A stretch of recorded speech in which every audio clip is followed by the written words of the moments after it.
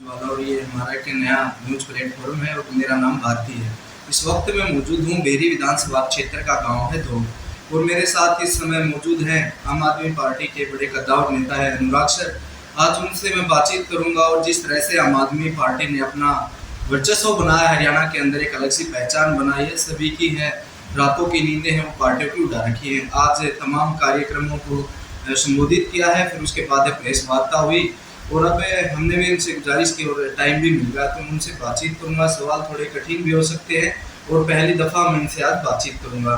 Sir सबसे पहले नमस्कार। नमस्कार सर, जिस तरह से पहला सवाल कल से उठाते कि वीडियो वायरल हुआ एक महिला को मामला जो आपने उठाया उसकी हरियाणा में गूंज गई और सरकार को कहीं ना कहीं अनदेखी की बजाय अब चार्जशीट को पुलिस ने भी दायर की, उसके बावजूद है किस तरह की आगे की रणनीति रहेगी? क्या उस महिला बहन को न्याय मिल पाएगा? तो आप क्या सोचते हैं? देखिए, हम तो ये सोचते हैं कि इस सरकार को इतना भी बेशर्म नहीं होना चाहिए।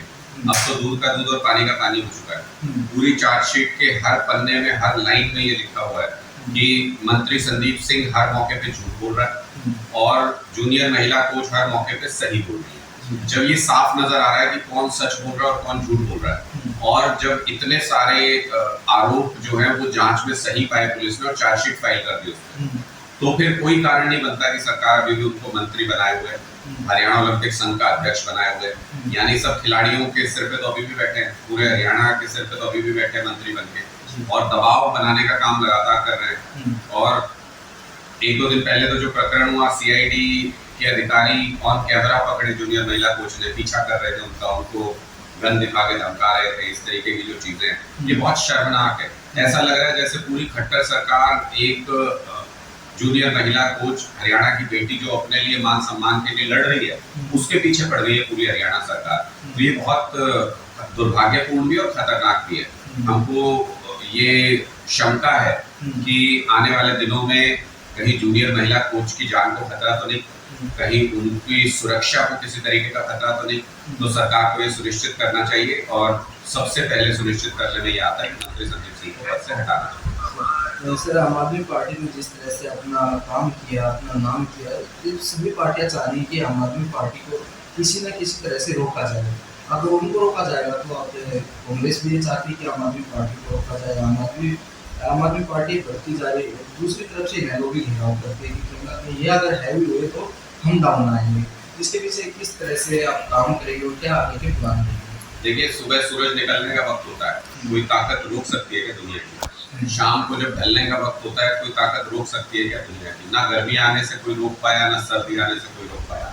इसी तरीके से जिस विचार का वक्त आ जाता है उसको दुनिया की कोई ताकत रोक नहीं सकती और इसलिए ना हरियाणा में ना पूरे देश में आम आदमी पार्टी की सरकार बनने से कोई पार्टी रोक नहीं सकती। जितना जोर लगाना उतना लगाना। सर, जिस तरह से आप जनता के बीच गए, बिजली आंदोलन किया, हरियाणा की नंबर चुटकुले का आपने काम किया, कितना सक्सेसफुल मानते हैं कि आने वाले 2024 में ये प्रभाव डालेगा? पूरी तरह से सक्सेसफुल है और हरियाणा में हमको ज़्यादा चीज़ें बतानी नहीं पड़ रही क्योंकि एक तरफ दिल्ली और एक तरफ पंजाब। लोग देख रहे हैं दिल्ली में 200 यूनिट बिजली फ्री है, पंजाब में 300 यूनिट बिजली फ्री है। हरियाणा ने ऐसा क्या कसूर किया है कि हरियाणा के लोगों को फ्री बिजली नहीं मिल सकती? लोग देख रहे हैं दिल्ली में 24 घंटे बिजली है, पंजाब में किसानों को 16-16 घंटे लगातार बिजली मिली। इस बार सीजन में मोटर बंद करने जाना पड़ता था, पहले किसानों को मोटर चलाने जाना पड़ता था, इस बार किसानों को मोटर बंद करने जाना पड़ा, ऐसी स्थिति आ गई थी। तो ये सब चीजें लोगों को बताने की जरूरत नहीं पड़ती है, लोगों तक पहुंच जाती है।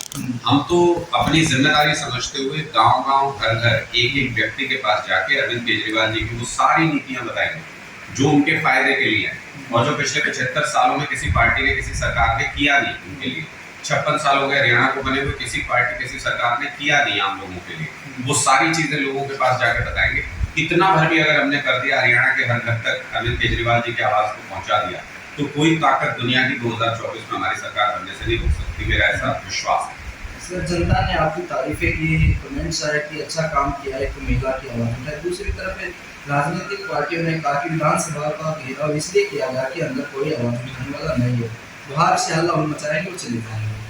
इस तरह से देखा जाए ये तो बात सच है कि विधानसभा के अंदर तो कोई आवाज उठाने वाला है नहीं, वरना तो कांग्रेस के 31 विधायक हैं। कैसे हो सकता है कि हुड्डा साहब के इलाके की किसी बेटी के मान सम्मान के साथ खिलवाड़ करके कोई मंत्री उस विधानसभा के अंदर बैठ जाए? 31 विधायक है, आप इतना शोर शराबा हंगामा कर सकते हो, आप सदन चलने नहीं दोगे जब तक ऐसे महिला के साथ मान सम्मान के साथ खिलवाड़ करने वाला व्यक्ति उस सदन में हो।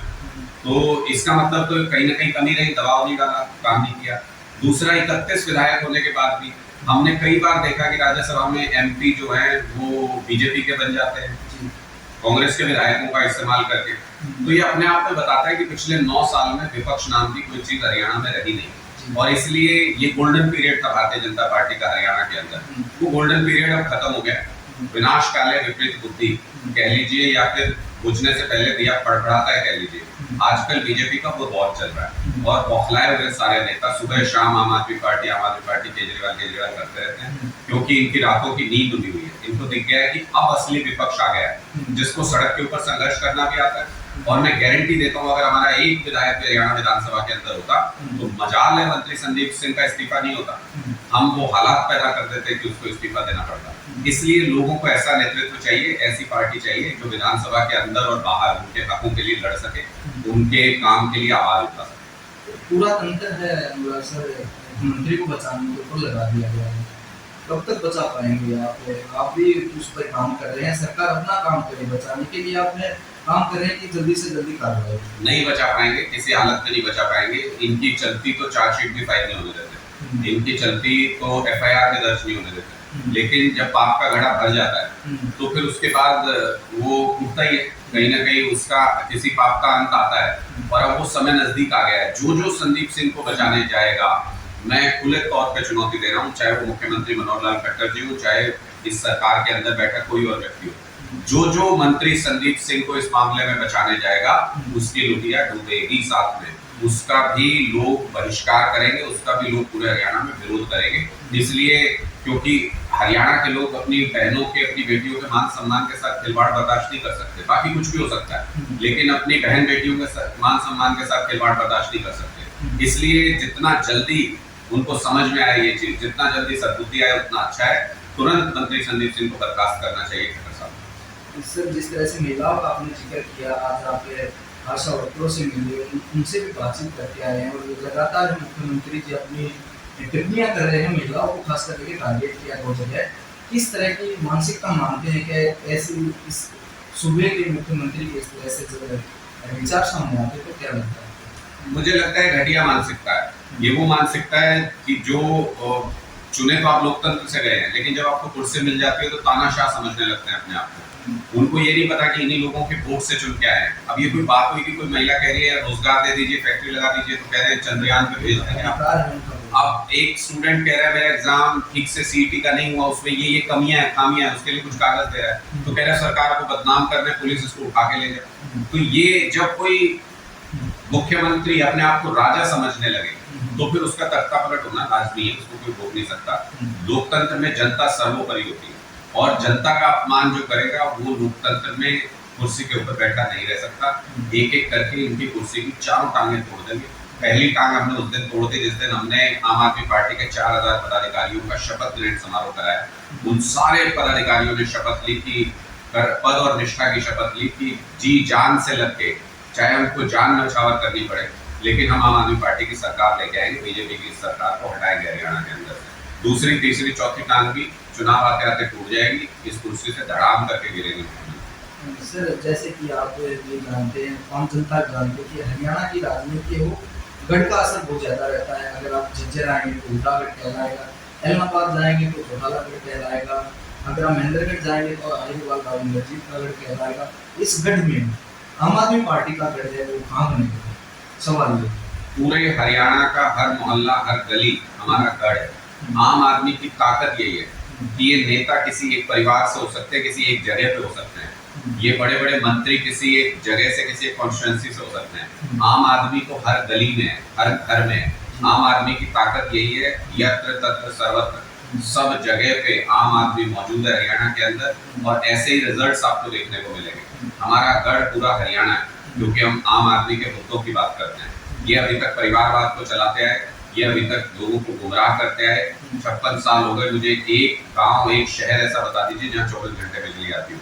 एक गांव, एक शहर ऐसा बता दीजिए जहाँ पे अस्पताल ऐसा हो कि सब कुछ फ्री इलाज मिलता हो और शानदार इलाज मिलता हो। जब हमको 56 साल में ये सुविधाएं नहीं दे पाए, इसका मतलब आम आदमी के लिए कुछ नहीं किया इन्होंने। हम स्कूल भी अच्छे बनाएंगे, अस्पताल भी अच्छे बनाएंगे, बिजली भी 24 घंटे देंगे और मुफ्त भी देंगे, और पानी भी घर घर में देंगे और मुफ्त देंगे। तो ये सारी सुविधाएं आम लोगों के घरों तक पहुंचाना ये हमारा लक्ष्य है। इसलिए हमारा गढ़ पूरा हरियाणा है, हर आम आदमी हमारा कार्यकर्ता है और हर आम आदमी हमारा वोटर है। सर, जिस तरह से हमने आपके बारे में थोड़ी जानकारी प्राप्त हुई कि आप ये पहले पत्रकार रहे और एक छोटे स्तंभ में हमारी गिनती होती है, चाहे सोशल मीडिया हो चाहे मेन स्ट्रीम मीडिया हो, किस तरफ है जो जा रही है मीडिया, आपने भी काम किया है। इस तरह से कई लोग हैं कि बोल रहे हैं जो भी मीडिया है अच्छे से काम नहीं हो रहा, किस तरह से देखिए, अच्छा और बुरा दौर हर किसी व्यक्ति की जिंदगी में भी आता है, संस्थान की जिंदगी में भी आता है, प्रोफेशन की जिंदगी में भी आता है। तो अच्छे और बुरे दौर आते रहते हैं। ये एक बुरा दौर है जब मीडिया एक ऐसे तानाशाह को बचाने में, प्रशंसा करने में लगा हुआ है जिसकी वजह से पूरा देश बर्बादी की तरफ बढ़ रहा है। ये दौर भी जाएगा, अच्छा वक्त भी आएगा। वो एक पुराना एक समय में बहुत प्रचलित वाक्य थे कि वक्त अच्छा भी आएगा काफिर गम न कर, कि जिंदगी पड़ी है अभी। तो उसी उम्मीद में और उसी भूख में चल रहे हैं। तो अच्छा वक्त मीडिया का भी आएगा, अच्छा वक्त लोकतंत्र का भी आएगा। सर, चेहरे की जो खुशी अच्छी परिचित मेरे 2024 में मान के चले अच्छा रिजल्ट आम आदमी पार्टी को 100% अच्छा रिजल्ट आएगा। अभी तक आप देखिए, आम आदमी पार्टी ने जहां भी चुनाव लड़ा, उन प्रदेशों के आसपास कहीं भी हमारी सरकार नहीं रही। जब हमने दिल्ली में चुनाव लड़ा तो सराउंडिंग में कोई सरकार नहीं थी। जब पंजाब में चुनाव लड़ा तो सराउंडिंग में कोई सरकार नहीं थी। जब हमने गुजरात में चुनाव लड़ा, सराउंडिंग में कोई सरकार नहीं थी। गोवा में चुनाव लड़ा, सराउंडिंग में कोई सरकार नहीं थी। उसके बावजूद हमने शानदार नतीजे ला करके दिखाए इन जगहों पे। हरियाणा के तो दोनों तरफ, राइट भी लेफ्ट भी, दोनों तरफ हमारी सरकार है। हरियाणा के अंदर अभूतपूर्व नतीजे आएंगे, सारे रिकॉर्ड ब्रेक हो गए हरियाणा के अंदर। आप देख लीजिएगा 2024। बहुत कुछ। तो ये मेरे साथ आम आदमी पार्टी से कद्दावर नेता है अनुराग सर, हमने बातचीत की और जो सवाल थे वो जानने की कोशिश की, और लगातार है आम आदमी पार्टी से जुड़ी खबरें दिखाने का हम एक प्रयास करते हैं। अगर आपको हमारा ये चैनल अच्छा लगे तो आप जाके सर्च भी कर सकते हैं और लाइक सब्सक्राइब भी कर सकते हैं। शुक्रिया।